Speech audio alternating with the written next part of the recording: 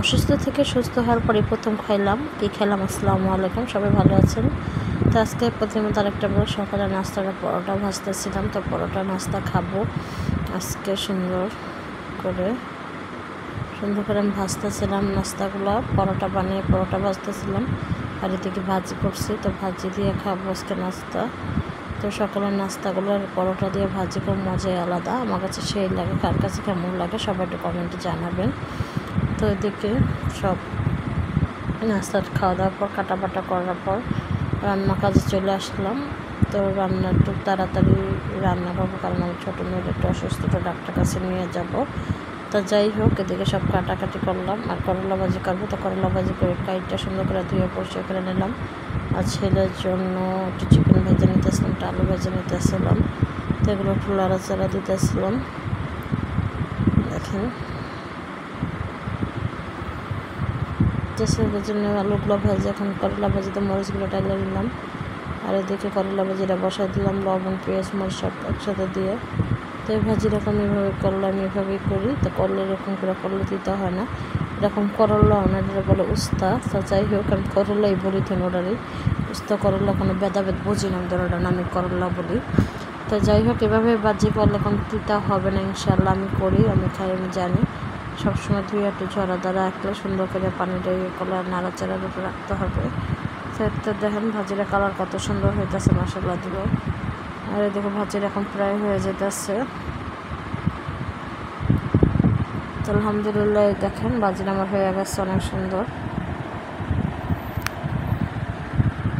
তো ভাজিটা প্রায় হয়ে গেছে, এখন আমি তরকারি বসাই দেব।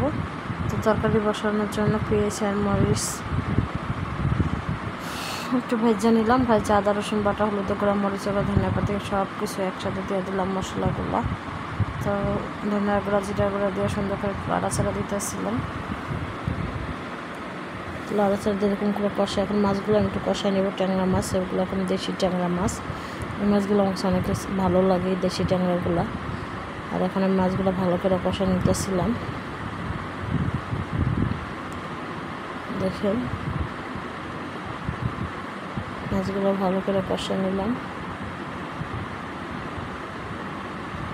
কষা এখন একটু উঠাই নেব, নাহলে মাছগুলো ভেঙে নিয়ে যাবে তরকারির সাথে। তো আজকে মাছ রান্না করবো ইনশাল্লাহ দিয়ে, ঝিঙ্গে দিয়ে আর আলু দিয়ে সুন্দর করে একদম কাটটা ধুয়ে পরিষ্কার করে নিচ্ছি।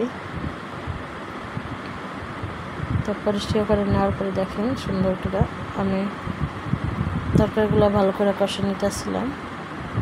তো কষাই নেওয়ার পর কিন্তু পানি দিয়ে দিব, অল্প পানি দিয়ে আমি সব চারি মশলাগুলো একটু মিক্স করে নিলাম। এখন মাছগুলো দিয়ে দিব, মাছগুলো দিয়ে দিলাম। তো মাছ দেওয়ার পর এখন একটু ধনিয়া পাতা দিয়ে দিব। তরকারিটা কোনো প্রায় হয়ে গেছে, ধনিয়া পাতা দিয়ে এখন নামাই ফেলবো। তো এর তো আমার তরকারিটা হয়ে গেছে, নামাই নিলাম। এর তো করলা ভাজি দুপুরের খাবার। আর এদিকে খাওয়া দাওয়ার পর আমরা একটু হসপিটালে যেতেছি, আমি মেয়েকে নিয়ে ডাক্তার দেখাতে। হসপিটাল না ডাক্তার কাছে, মেয়েটা একটু অসুস্থ, চোখের জানি কেটে সমস্যা হয়েছে। আর ছোটো মেয়েটা, তার বয়স কারণ আজকে 35 দিন।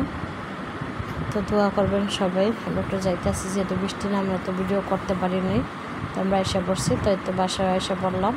তো বাসার চটপটি আর ফুচকাই অসুস্থ হওয়ার পর, সুস্থ হওয়ার পরে প্রথম খাইলাম ফুচকা চটপটি একসাথে। তো কেমন হলো খাবারটা? আর এদিকে মা দিয়েছেন একটু দুষ্টামি করতেছিল, একটা কবিতা বলতেছিল, পড়া বলতেছিল, দুষ্টামি করতেছিল। তো মা দিয়েছেন এই যে লেখতেছিল, আমি হাত ঘুরে ঘুরে লেখা দিতেছিলাম। তো ভিডিওটা কেমন লাগছে? এই অসুস্থ হওয়ার পর চটপটি আর ফুচকা খাইলাম। তো সব সুস্থ হইয়া, এতদিন খাইতে পারিনি অসুস্থের কারণে, আর আজকে খাইতে মন চাইছিল। তো বাইরে গেছি, তাই চটপটি ফুচকা নিয়ে আসছিলাম, তো খাইলাম। তো ভালোই লাগলো। আর এখন খাইয়া মাহাদি হাসানকে পড়াতে বসছি। তো এই ভিডিওটা কেমন লাগে সবাই একটু কমেন্টে জানাবেন, ভিডিওটা কেমন হয়েছে। তো সবাই ভালো থাকবেন, সুস্থ থাকবেন, আমাদের জন্য সবাই দোয়া করবেন, আমার ছোটো মেয়ের জন্য দোয়া করবেন। আল্লাহ হাফেজ।